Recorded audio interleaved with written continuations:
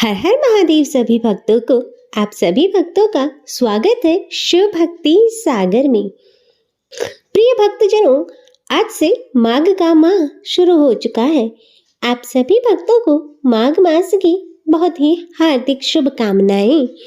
माघ, कार्तिक और वैशाख महापुनीत महीने माने गए हैं। इसमें तीर्थ स्थान आदि या दान आदि करने से अनंत फल की प्राप्ति होती है। स्नान सूर्योदय के समय श्रेष्ठ है। उसके बाद जितना विलंब हो उतना ही निष्फल होता है। स्नान के लिए काशी, प्रयाग आदि उत्तम तीर्थ स्थान माने गए हैं। वहां ना जा सके तो जहां भी स्नान करें वहां उनका स्मरण करें। पुष्करादीनि तीर्थानि गंगाः सरितस्तथा आगच्छन्तु पवित्राणि स्नान काले सदा मम। हरिद्वारे कुशावर्ते विलव्वके नील पर्वते स्नात्वा कनकले तीर्थे पुनर्जन्मः न विद्यते। अयोध्या, मथुरा, माया, काशी, कांची, अवंतिका, पुरी, द्वारावती, गेयः सप्ततीर्थः मोक्षदायिका। गंगे च यमुने चैव गोदावरी सरस्वती नर्मदे सिंधु कावेरी जलेस्मिनि सन्निधिं कुरु का उच्चारण करें अथवा वेग से बहने वाली किसी भी नदी के जल में स्नान करें और ईश्वर से प्रार्थना करें और स्नान के पश्चात सूर्य देव को अर्घ्य देकर हरि का पूजन या स्मरण करें। माघ स्नान के लिए ब्रह्मचारी, गृहस्थ, सन्यासी, वनवासी, चारों आश्रमों के ब्राह्मण, क्षत्रिय, वैश्य, शूद्र, चारों वर्ण के बाल, युवा और वृद्ध, तीनों अवस्थाओं के स्त्री, पुरुष या नपुंसक जो भी हैं सभी को आज्ञा है। सभी यथा नियम नित्य प्रति माघ स्नान कर सकते हैं। तो प्रिय भक्तजनों, आज हम इस वीडियो में माघ माह के महात्म्य की कथा श्रवण करेंगे। आप सभी भक्तजन इसे बड़ी ही श्रद्धा और ध्यान पूर्वक श्रवण कीजिएगा। वेदों और पुराणों में माघ मास में स्नान, दान आदि का विशेष महत्व बताया गया है। साथ ही इस महीने में कुंभ मेले का आयोजन भी किया जाता है। इसी माह में पवित्र नदियों में स्नान और दान का बहुत ही खास महत्व बताया गया है। मान्यता है कि इस महीने में गंगा स्तोत्र और गंगा स्तुति करने से व्यक्ति को शुभ फलों की प्राप्ति होती है। साथ ही व्यक्ति को भगवान विष्णु की कृपा भी प्राप्त होती है और वह जीवन मरण के चक्र से मुक्त हो जाता है। इस माह से मांगलिक कार्य प्रारंभ हो जाते हैं। इस माह में पवित्र नदियों के तटों पर मेले का आयोजन होता है। इस माह से सूर्य जब उत्तरायण होने लगता है तो धीरे धीरे ठंड भी कम होने लगती है। इस माह में हेमंत ऋतु के बाद शिशिर ऋतु का प्रारंभ होता है। माघ महीने में शुक्ल पक्ष की पंचमी से वसंत ऋतु का आगमन होता है। मघा नक्षत्र के कारण इस माह का नाम माघ मास पड़ा। माघ मास में कल्पवास का विशेष महत्व होता है। माघ काल में संगम के तट पर निवास को कल्पवास कहते हैं। माघ माह में जहाँ कहीं भी जल हो तो ऐसा माना जाता है कि वह गंगा जल के समान पवित्र हो जाता है। जो भी माघ माह में स्नान करता है लक्ष्मीपति भगवान विष्णु की कृपा प्राप्त करता है। माघ माह में स्नान करने से सुख, सौभाग्य, धन, संपत्ति और मोक्ष की प्राप्ति होती है। इस मास में शीतल जल के भीतर डुबकी लगाने वाले मनुष्य पाप मुक्त हो जाते हैं। मान्यता है कि माघ माह में देवता धरती पर आके मनुष्य रूप धारण करते हैं और प्रयाग में स्नान करने के साथ ही दान और जप करते हैं। इसीलिए प्रयाग में स्नान का खास महत्व है, जहाँ स्नान करने से सारी मनोकामनाएं पूर्ण हो जाती है। माघ पूर्णिमा के दिन पुष्य नक्षत्र हो तो इस तिथि का महत्व और भी बढ़ जाता है। माघे निमग्नः सलिले शुशीतः विमुक्ति पापा स्त्रीदिवं प्रयान्ति। पद्म पुराण में माघ माह के महात्म्य का वर्णन करते हुए कहा गया है कि पूजा करने से भी भगवान श्री हरि को उतनी प्रसन्नता नहीं होती जितना माघ मास में स्नान करने मात्र से होती है। इसलिए सभी पापों से मुक्ति और भगवान वासुदेव की प्रीति प्राप्त करने के लिए प्रत्येक व्यक्ति को माघ स्नान करना चाहिए। प्रीतये वासुदेवस्य सर्व पापानुतये माघ स्नानं परकुव्रत स्वर्ग लाभाय मानवः। माघ मास में पूर्णिमा को जो व्यक्ति ब्रह्म वैवर्त पुराण का दान करता है उसे ब्रह्मलोक की प्राप्ति होती है। माघ में ब्रह्म वैवर्त पुराण की कथा सुननी चाहिए और यदि संभव ना हो सके तो माघ महात्म्य अवश्य सुनना चाहिए। अतः इस मास में स्नान, दान, उपवास, भगवान माधव की पूजा अत्यंत फलदायी होती है। महाभारत में आता है, माघ मास में जो तपस्वियों को तिल दान करता है वह नरक का दर्शन नहीं करता। माघ मास की द्वादशी तिथि को दिन रात उपवास करके भगवान माधव की पूजा करने से उपासक को राजसूय यज्ञ के फल की प्राप्ति होती है। अतः इस प्रकार माघ स्नान की अपूर्व महिमा है। तो आइए भक्तजनों, अब श्रवण करते हैं माघ मास के महात्म्य का पहला अध्याय। एक समय श्री सूत जी ने अपने गुरु श्री व्यास जी से कहा कि गुरुदेव, कृपा करके आप मुझे माघ मास का महात्म्य कहिए, क्योंकि मैं आपका शिष्य हूँ। व्यास जी कहने लगे कि रघुवंश के राजा दिलीप एक समय यज्ञ स्नान के पश्चात अपने पैरों में जूते और सुंदर वस्त्र पहनकर शिकार की सामग्री से युक्त कवच और शोभायमान आभूषणों को पहने हुए अपने सिपाहियों से घिरे हुए एक जंगल में शिकार खेलने के लिए अपनी नगरी के बाहर निकले। उनके सिपाही जंगल में शिकार के लिए मृग, व्याघ्र, सिंह आदि जंतुओं की तलाश में इधर उधर फिरने लगे। उस वन में वनस्थली अत्यंत शोभा को प्राप्त हो रही थी।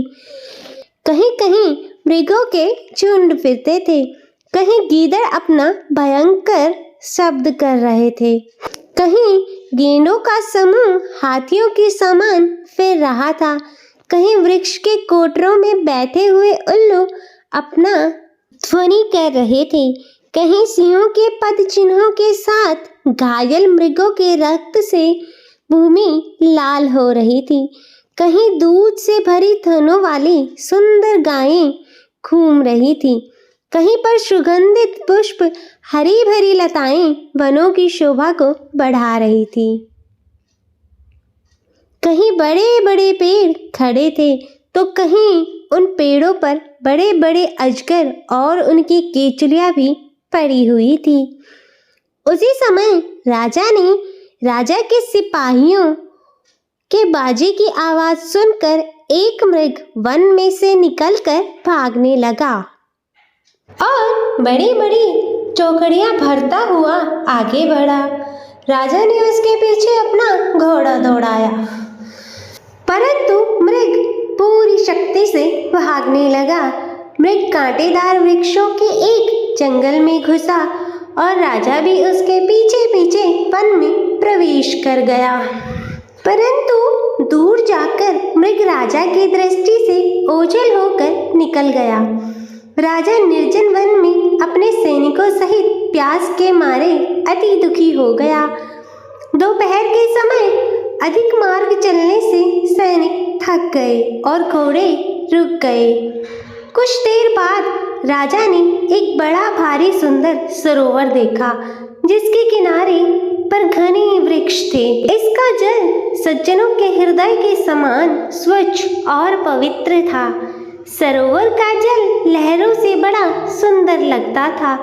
जल में अनेक प्रकार के जल जंतु आदि स्वच्छंदता से इधर से उधर फिर रहे थे। दुष्टों के समान निर्दयी चित्त वाले मगरमच्छ भी थे।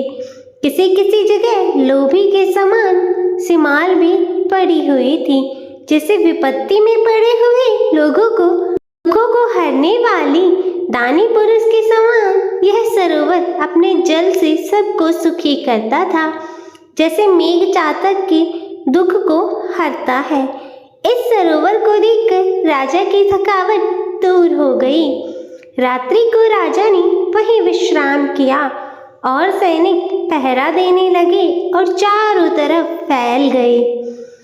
रात के अंतिम समय में शूकरों का एक झुंड आकर सरोवर में पानी पीने लगा और कमल के झुंड के पास आया।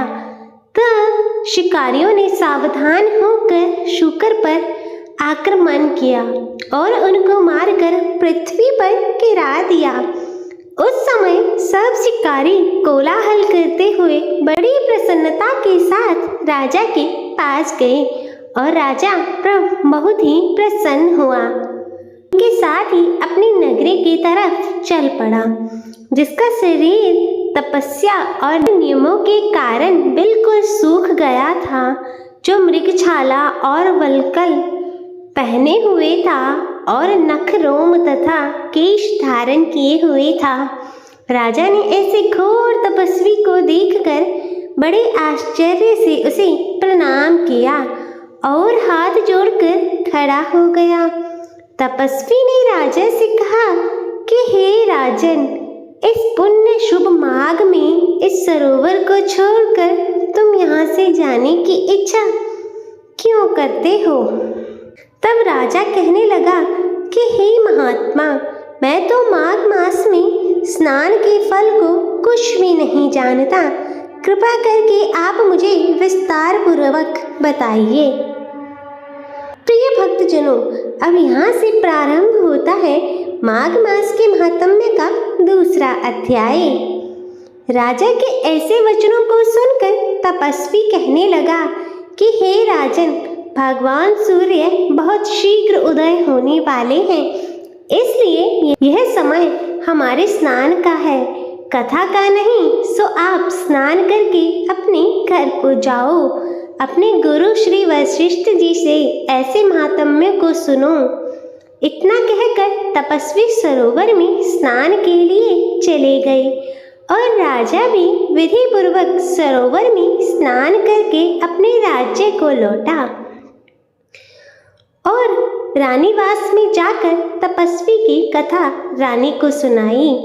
तब सूत जी कहने लगे कि महाराज, राजा ने अपने गुरु वशिष्ठ से क्या प्रश्न किया और उन्होंने उत्तर क्या दिया, सो कहिए।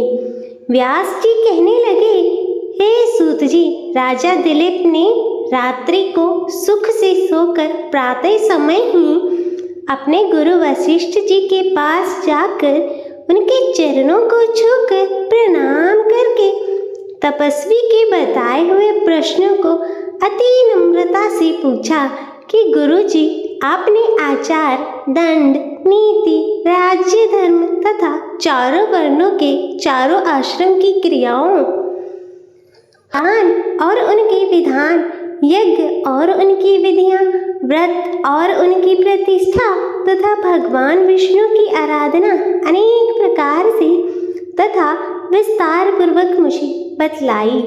अब मैं आपसे माघ मास के स्नान के महात्म्य को सुनना चाहता हूँ। सो हे तपोधन, नियम पूर्वक इसकी विधि समझाइए। गुरु वशिष्ठ जी कहने लगे, हे राजन, तुमने दोनों लोकों के कल्याणकारी वनवासी तथा गृहस्थियों के अंतःकरण को पवित्र करने वाले माघ मास के स्नान का बहुत सुंदर प्रश्न पूछा है।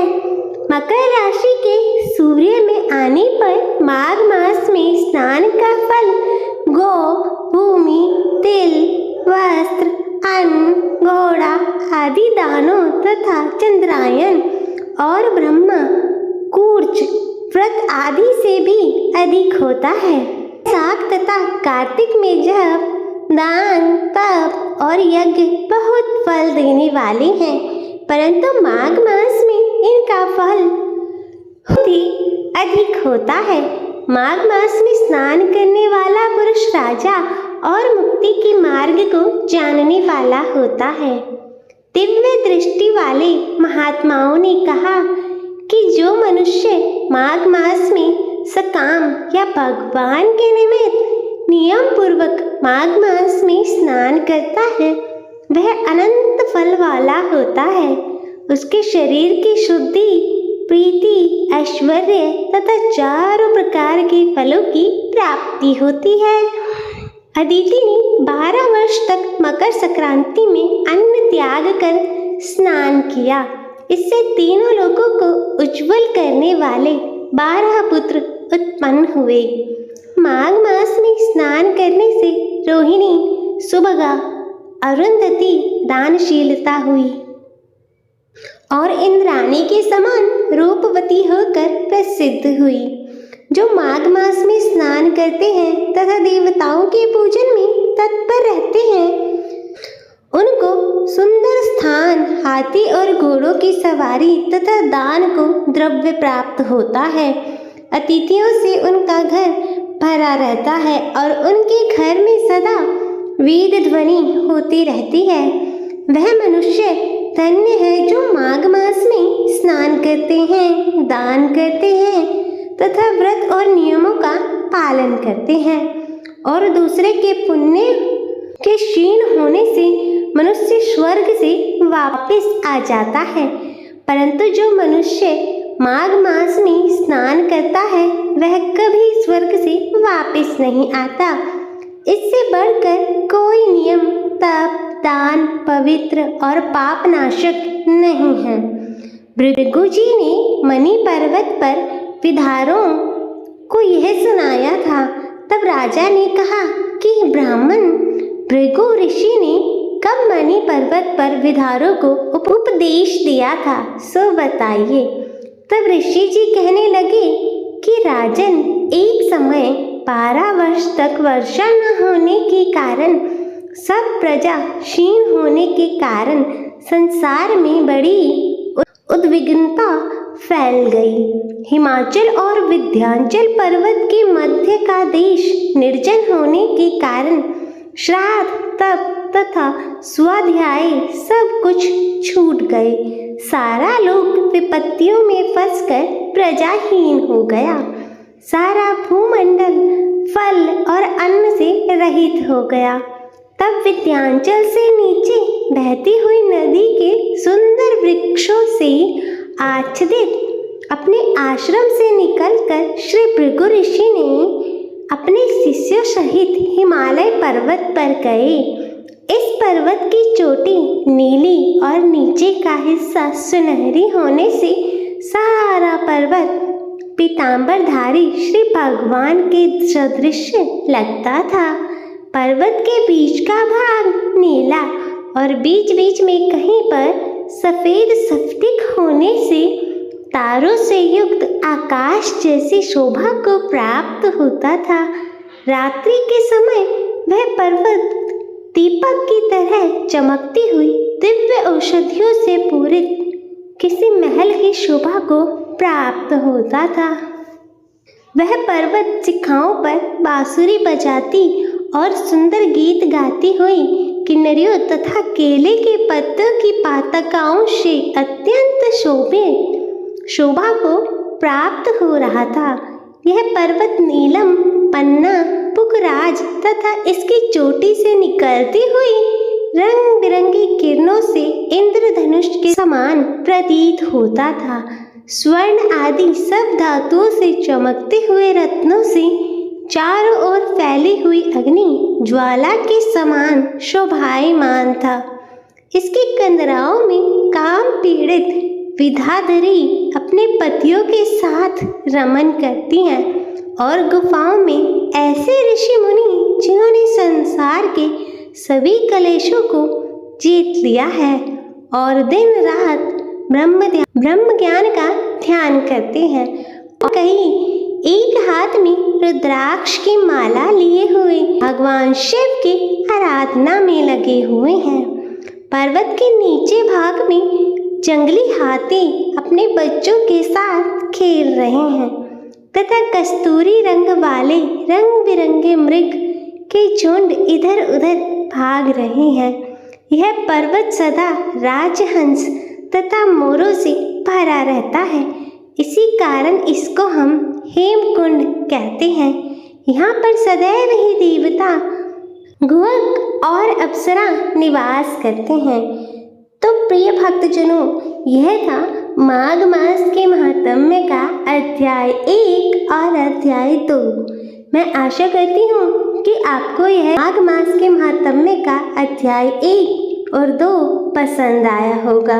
वीडियो अच्छी लगे तो इसे लाइक करें, शेयर करें और कमेंट में जय श्री हरि विष्णु भगवान लिखना ना भूलें और चैनल को सब्सक्राइब कर नोटिफिकेशन बेल को ज़रूर ऑन करें। हर हर महादेव। ओम नमः शिवाय। और माघ मास के महात्म्य के आगे के अध्याय सुनने के लिए हमारे चैनल के साथ जुड़े रहिए। हर हर महादेव। ओम नमः शिवाय।